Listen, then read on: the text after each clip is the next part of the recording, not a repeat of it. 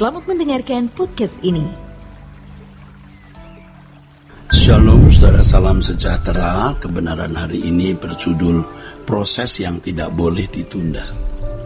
Saudara, menanggulangi potensi dosa di dalam diri kita bukan sesuatu yang mudah.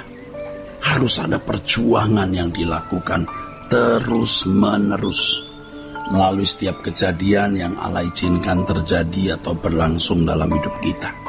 Allah mendesain banyak kejadian di dalam hidup kita untuk mengubah karakter kita, yang klimaksnya kita dapat mengalami perubahan kodrat dari kodrat dosa kepada kodrat ilahi.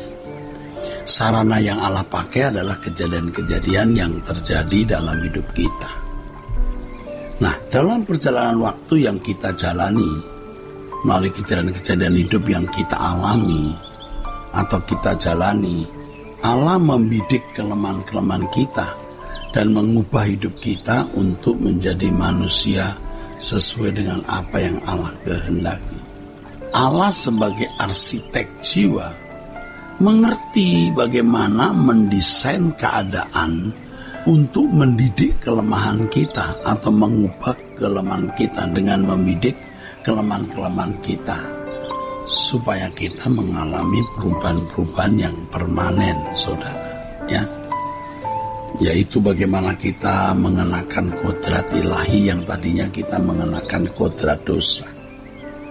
Oleh sebab itu, kita harus mensyukuri setiap kejadian yang Allah izinkan terjadi di dalam hidup kita, saudara.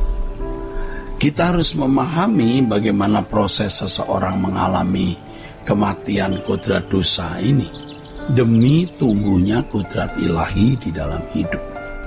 Kalau misalnya seseorang memiliki kelemahan yaitu temperamental atau mudah marah, Allah justru mempertemukan orang seperti itu dengan berbagai persoalan yang membuat dirinya marah.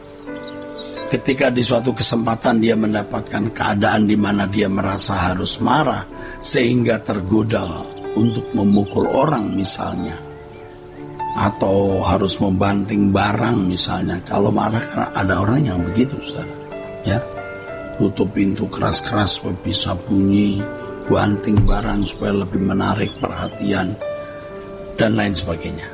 Pada waktu itulah orang tersebut harus belajar untuk mengendalikan dirinya. Kejadian semacam itu bisa terjadi berulang-ulang, saudara. Ya, kita jangan putus asa kalau kita sebagai pelaku atau sebagai mentornya. Saudaraku sekalian, kejadian yang berulang-ulang yang Tuhan izinkan kita alami adalah kesempatan di mana seseorang harus dapat mengendalikan dirinya. Sebagai hasilnya monster kemarahannya dapat dimatikan, saudara. Kalau monsternya marah malah ketemu orang marah. Aneh ya. Tetapi itulah cara Allah mau memproses kita. Mungkin waktu dia menghadapi situasi di mana dia cenderung marah, dia berkata, ya kali ini saya pukul saja dia.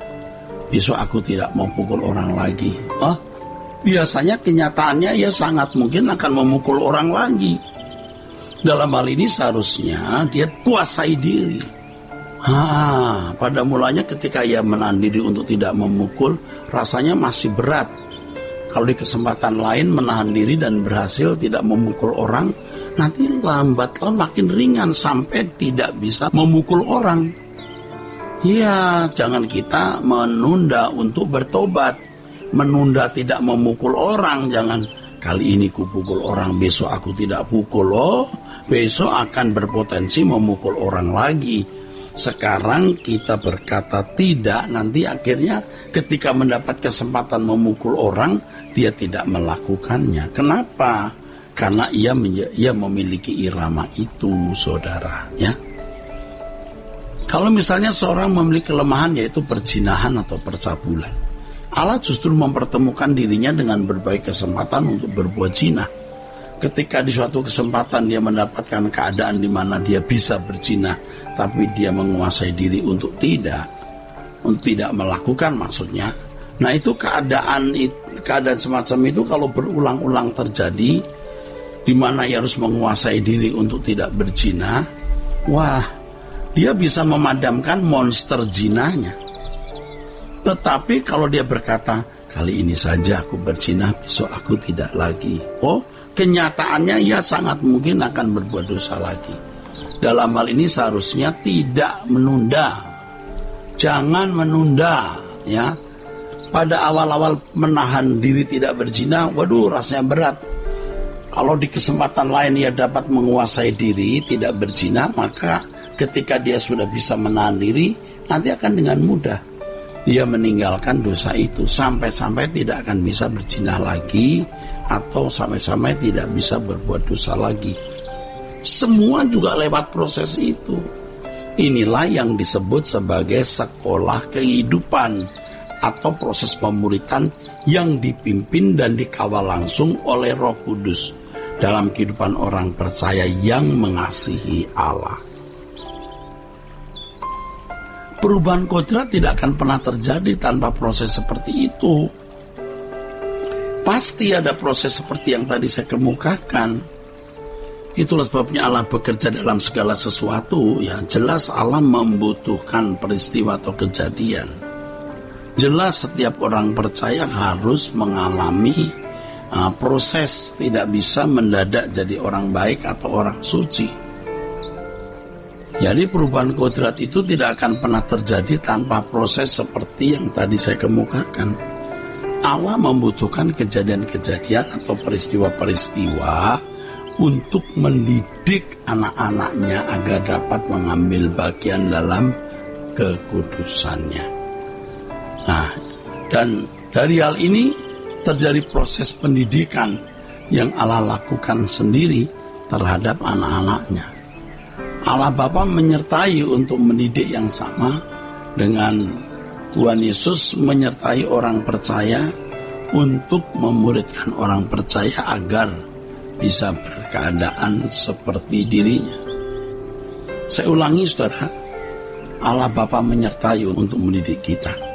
Sama dengan Tuhan Yesus menyertai kita untuk memuridkan kita. Memuridkan orang percaya agar bisa berkeadaan seperti Yesus. Proses seperti ini tidak boleh ditunda, saudara. Jangan ditunda. Ya, jangan didelay.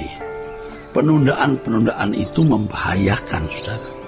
Sering penundaan itu ya dipandang bukan sesuatu yang berbahaya. Wah, ini mengerikan. Penundaan itu satu hal yang sangat membahayakan. Ya, kalau dibiarkan diteruskan bisa berakibat fatal, kebinasaan, saudara. Sebab pada akhirnya sikap seperti itu akan membuat orang tidak mengambil kesempatan untuk berubah. Artinya dia tidak akan pernah berubah selamanya. Ketika seseorang menunda apa yang seharusnya dilakukan, seperti belajar menahan diri untuk tidak marah, atau mengekspresikan kemarahannya dengan memukul, maka karakternya tidak kunjung terbentuk menjadi lemah lembut, tetap saja kasar, karena dia menunda bertobat. Seiring berjalannya waktu, karakter makin memburuk, sampai tidak bisa berubah lagi menjadi baik. Wah, itu mengerikan. Kejadian ini bisa terjadi, saudara. Inilah yang mendatangkan kebinasaan pada diri orang tersebut.